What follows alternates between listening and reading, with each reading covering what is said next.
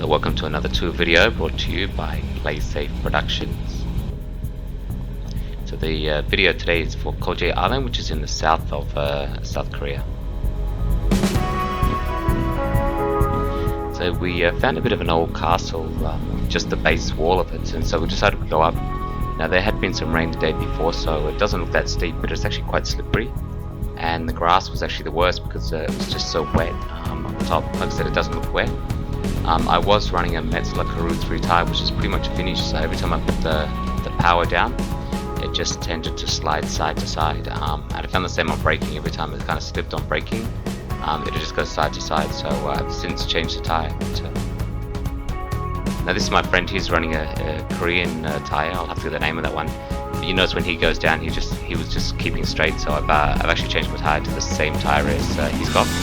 The problem with the Karoo 3 tire is it just didn't last very long. His tires actually lasted longer and cost about half the price.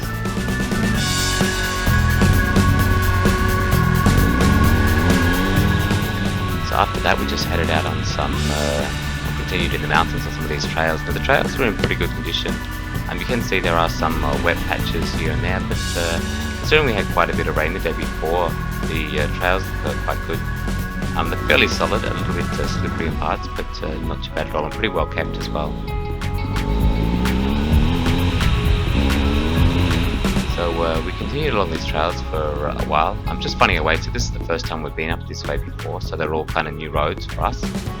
So I let my friend go ahead, and he's riding a 2015 F800 GS Adventure, and I'm running a 2012 GS.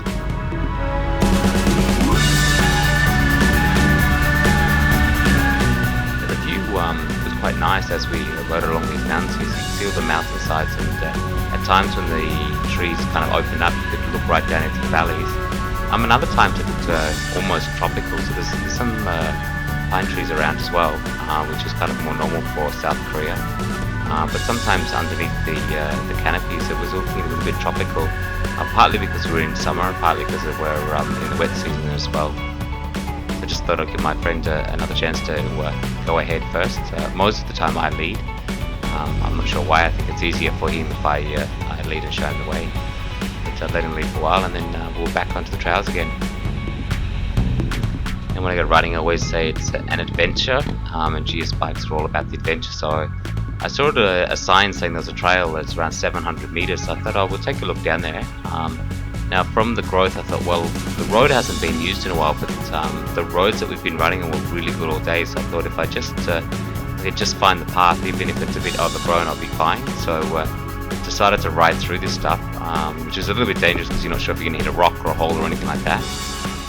But I sort of confirmed with my friend, and he was like, yeah, go for it, go ahead. So it looked like there was a trail underneath those trees there, but as I got down it just got super slippery, so decided I'd head out of there and head back to the main trail. But, it's always good when you've got an adventure bike, because you can always head off the trails a little bit and explore and make the ride an adventure and not just a ride.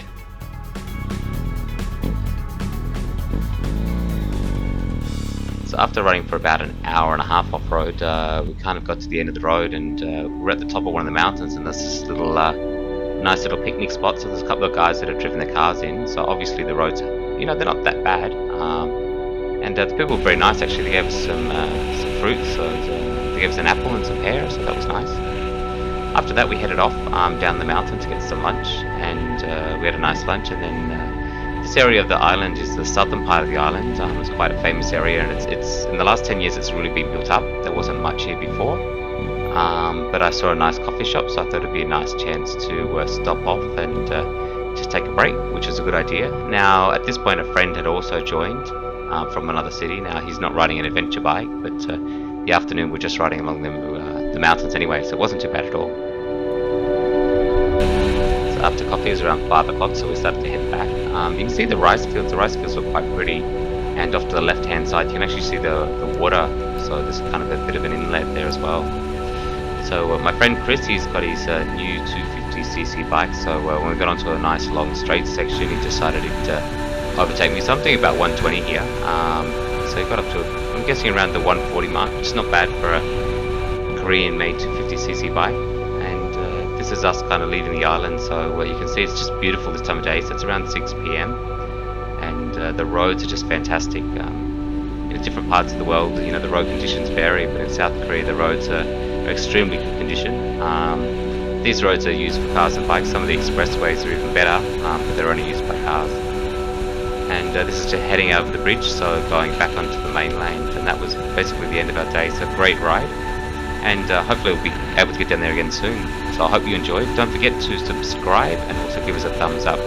Thanks for watching, and I'll have another video out soon, I hope.